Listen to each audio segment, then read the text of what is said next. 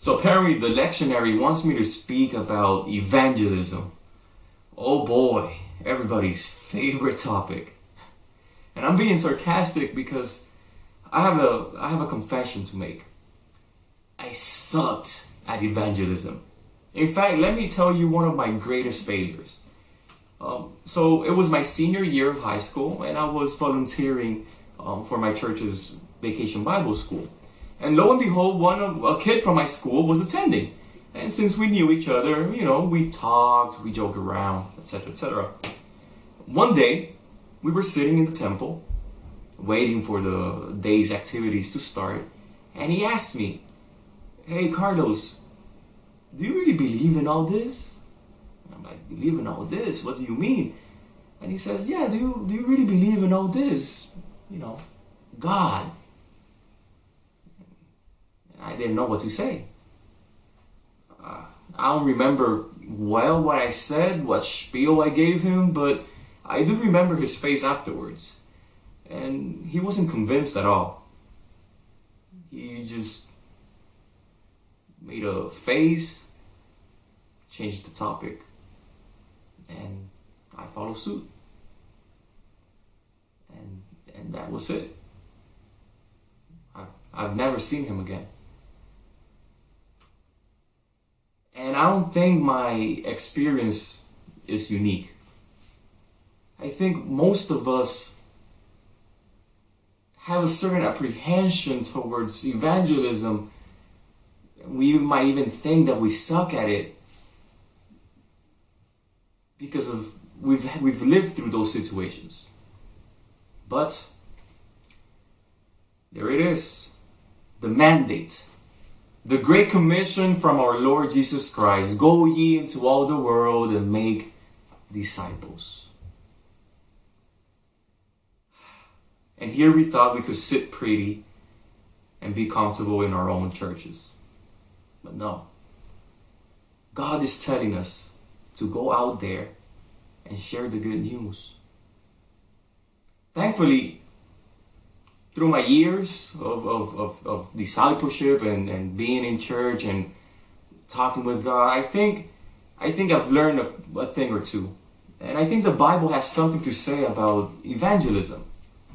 In Acts 10,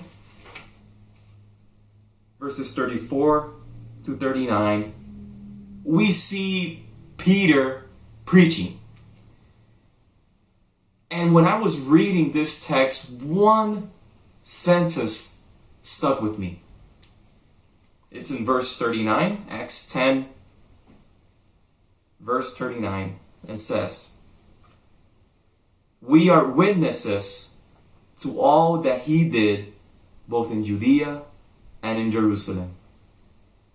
We are witnesses.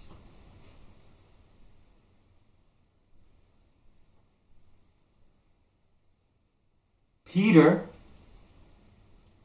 was talking about what he saw firsthand, what he lived through, what he felt, what he heard, what he touched.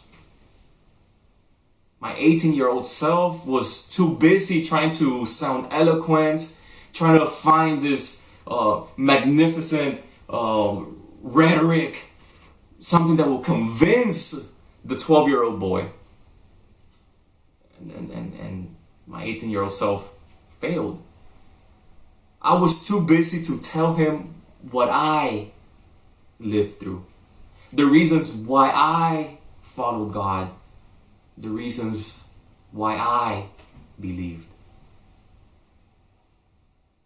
I failed to be a witness. I like how Acts 10:34 starts. It says, "I truly understand that God shows no partiality." What I have lived through with God is no lesser than what Peter lived through. What you have lived through with God, what you have been witness to, the miracles in your life, how God has touched your life and those of people around you, is no less than those of the disciples.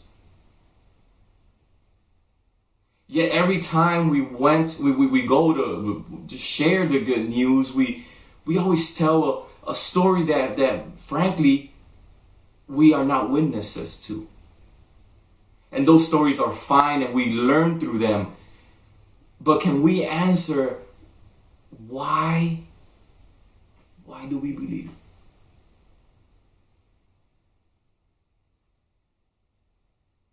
What has God done in our lives personally that shook us to our core and made us decide, yeah, I believe. Yeah, I'll follow Jesus.